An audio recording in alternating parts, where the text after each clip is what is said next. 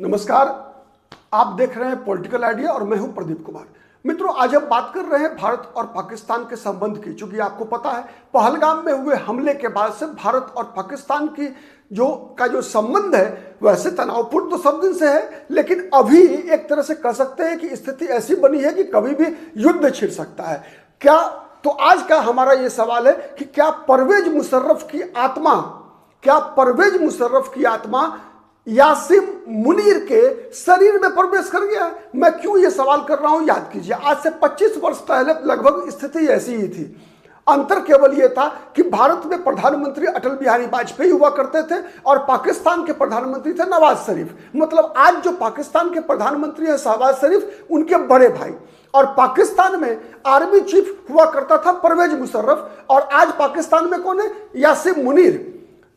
आप याद कीजिए, जिस समय में अटल बिहारी वाजपेयी भारत के प्रधानमंत्री सद्भावना यात्रा पर बस यात्रा कर रहे थे, मतलब दिल्ली से लाहौर जा रहे थे, अमृतसर से लाहौर जा रहे थे, सद्भावना का संदेश लेकर, यह बताते हुए कि we can choose our friends but we can not choose our neighbours. मतलब हम अपने मित्र का चुनाव कर सकते हैं, चुन सकते हैं, लेकिन पड़ोसी नहीं चुन सकते, पड़ोसी बदल नहीं सकते हैं। इसी भाव के साथ अटल बिहारी वाजपेयी प्रधानमंत्री पाकिस्तान के नवाज शरीफ के साथ सद्भावना यात्रा पर बस से गए थे अमृतसर से लाहौर। लेकिन हुआ क्या? उस समय में पाकिस्तान के तत्कालीन सेनाध्यक्ष परवेज मुशर्रफ ने भारत के पीठ में छुरा भोंका। मतलब जिस समय सद्भावना यात्रा पर वाजपेयी जी थे, नवाज शरीफ वाजपेयी प्रधानमंत्री वाजपेयी का स्वागत कर रहे थे, उसी दौरान परवेज मुशर्रफ कारगिल में आकर बैठ गया था। वो अपनी राजनीति कर रहा था, और परिणाम क्या हुआ? अंततोगत्वा कुछ दिनों के बाद ही नवाज शरीफ की स्थिति इतनी कमजोर हो गई और या परवेज मुशर्रफ द्वारा कर दी गई कि नवाज शरीफ ने परवेज मुशर्रफ को गिरफ्तार करके उसे जेल में डाल दिया और खुद पाकिस्तान का शहंशाह बन बैठा, पाकिस्तान का राष्ट्रपति बन बैठा, पाकिस्तान की सत्ता पर कब्जा कर लिया। आज वही स्थिति भारत में कह सकते हैं कि अंतर यह है कि पाकिस्तान में नवाज शरीफ का भाई मुख्य प्रधानमंत्री है, भारत में अटल बिहारी वाजपेयी के शिष्य नरेंद्र मोदी प्रधानमंत्री है। वहां आर्मी चीफ परवेज मुशर्रफ था, आज आसिम मुनीर है। साजिश आसिम मुनीर वैसे ही कर रहा है जैसे परवेज मुशर्रफ ने किया था नवाज शरीफ के खिलाफ, वैसे ही शहबाज शरीफ के खिलाफ। आप याद कीजिए, आज से एक सप्ताह पहले जब आसिम मुनीर एक कॉन्फ्रेंस में लोग क्या बात कर रहा था? वो बात कर रहा था टू नेशन थ्योरी की। वो बात कर रहा था कि Hindu and Muslims can not live together. आज उसी मॉड्यूल पे पहलगाम में पाकिस्तान प्रायोजित आतंकवादियों ने धर्म पूछकर हिंदुओं की हत्याएं की। 28 लोग मारे गए, 17-18 लोग अस्पताल में गंभीर रूप से घायल हैं। और पाकिस्तान की स्थिति क्या है? भीख मांगने वाली स्थिति है। पाकिस्तान के डेली खर्चे नहीं निकल रहे हैं, पाकिस्तान कर्जे में लदा हुआ है, राजनीतिक अस्थिरता है, पाकिस्तान की सेना टीटीपी से लड़ रही है, बलूचिस्तान की स्थिति, बलूचिस्तान, खैबर पख्तूनख्वा, हर जगह पाकिस्तान में आग लगा हुआ है। और इसी स्थिति का फायदा उठाना चाहता है आसिम मुनीर। शहबाज शरीफ चाहता है कि शहबाज शरीफ के खिलाफ जनाक्रोश इतना अधिक फैले जिससे कि आसिम मुनीर को यह मौका मिले कि वो शहबाज शरीफ को अपदस्थ करके पाकिस्तान की सत्ता पर कब्जा कर सके। यह है आसिम मुनीर का प्लान। भारत तो मजबूर है, मजबूर कारगिल में भी था जवाब देने के लिए पाकिस्तान को मुंहतोड़। आज भी शायद भारत मजबूर है जवाब देने के लिए पहलगाम की घटना का। कई कार्रवाइयां भारत ने किया है। सिंधु जल नदी की पानी रोकने का जो ट्रीटी है, वाटर ट्रीटी है पाकिस्तान के साथ, उसको सस्पेंड किया गया है। कई और फैसले सरकार के स्तर पर लिए गए हैं। सरकार इस पर भी विचार कर रही है कि एक सीमित युद्ध करके पाकिस्तान को कमजोर किया जाए।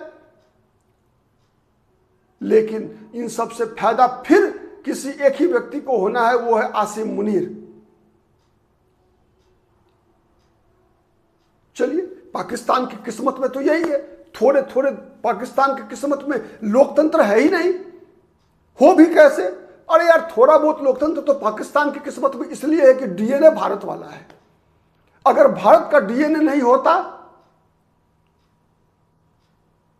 तो लोकतंत्र की तो चर्चा ही नहीं होती भाई। दुर्भाग्य से पाकिस्तान का डीएनए भारत वाला है, इसीलिए लोकतंत्र कुछ कुछ दिन के लिए दिख जाता है। किसी शहबाज शरीफ, किसी नवाज शरीफ, किसी बेनजीर भुट्टो, उसका बेटा बिलावल भुट्टो को सत्ता मिल जाती है, वरना वहां तो खलीफा का शासन, खलीफा आज का वहां का आर्मी चीफ एक तरह से खलीफा ही है। खलीफाई शासन ही पाकिस्तान की किस्मत में है। तो आने वाले दिनों में पाकिस्तान की स्थिति क्या होगी, यह सब कुछ तय होता है पाकिस्तान आर्मी के फैसलों पर, उसकी मानसिकता पर।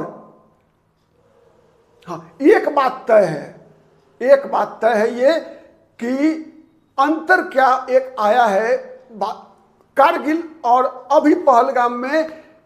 कारगिल युद्ध के अंतिम चरण में भारत को रोकने वाला बिल क्लिंटन था।